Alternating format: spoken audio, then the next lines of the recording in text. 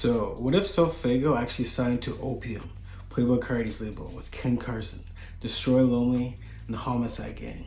Man, I think that could actually somehow work out. And right now, there's actually a viral photo going all over Twitter, social media, TikTok, Instagram of Sofaygo kind of in gray white hair, kind of like Ken Carson, Destroy Lonely, and Playboi Carti, with his hands kind of like this and just with all the gold chains and black sweater, and kind of makes you think, what if Sofaygo was signed to Opium?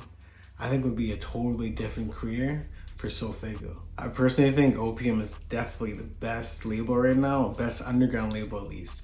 Obviously QC is a pretty fire label, same with Yo Gotti's label with Gorilla and all of them. But Opium is just absolutely insane.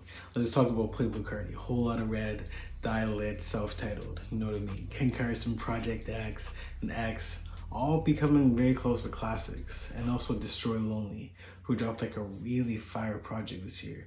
Definitely one of my favorites this year that dropped. I would say No Stylist. And then No Stylist Ultra was pretty fire as well. And then X by Ken Carson was also really underrated. There was a lot of hate online about the project, but I think it was definitely one of my favorites. Definitely in my top 5 favorite projects this year. And it was just so good. It was pretty much like the hyper pop, hyper trap sounding, high energy by Ken Carson.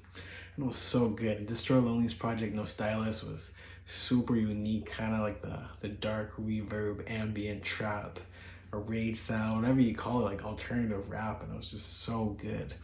Like Playboi Carti just does a perfect job of just kind of crafting a label, and like everybody has their own like personas, and I like to kind of think of like Destroy Lonely as kind of like the A$AP Rocky of Opium, and Ken Carson kind of like Travis Scott. Because, you know, Travis Scott kind of has a rage energy, you know what I mean? And Ken Carson definitely has that as well. And Destroy Lonely kind of has like the, you know, kind of the fashion sense down on lock, you know what I mean?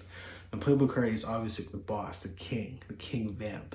But yeah, just imagine Sofaygo on Opium. That would have been a totally different story. I honestly personally think that Sofaygo definitely should have signed to Opium instead of Cactus Jack with Travis Scott. And let's just start off with the first reason.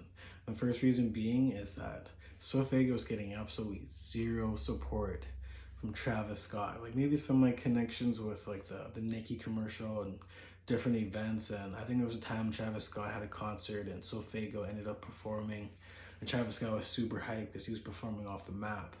But at the same time, it's like I feel like Travis Scott is just not really giving the same support that Sofaygo deserves, or even close to the same support as Don Toliver or Sheck West. But let's talk about Don Toliver. Don Toliver originally got that huge feature on Travis Scott's Astroworld, which sold 532K first week on the song Can't Say, where Don Toliver had that crazy feature, and everybody thought it was T-Pain, or just kind of wondering who was Don Toliver.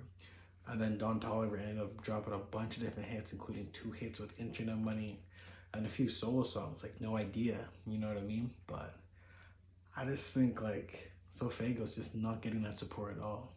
And then when Sheck West dropped Mobama, Travis Scott was supporting that heavily, because it was the same year that Travis Scott dropped Astroworld in 2018. But I'm just kind of curious why Sofaygo isn't really getting that support that Don Toliver and Sheck West had. And you know, my final reason why I think Sofaygo maybe should have signed to Opium is Opium just has like a way stronger fan base, almost like a cult following. Ken Carson has a cult following with this whole rage hyperpop shit.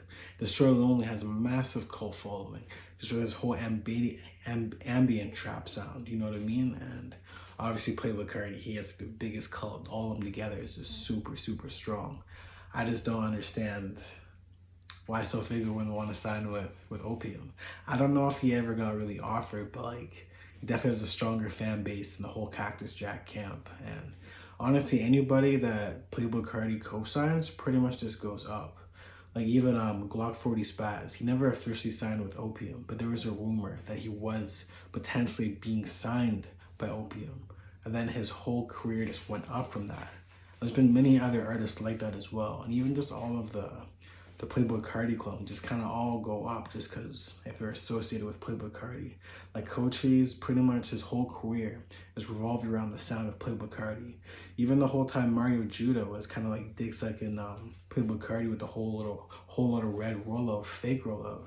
He got a humongous fan base just from being kind of copying Playboi Carti. So Playboi Carti just has that impact right now. And he just has the youth on lock right now.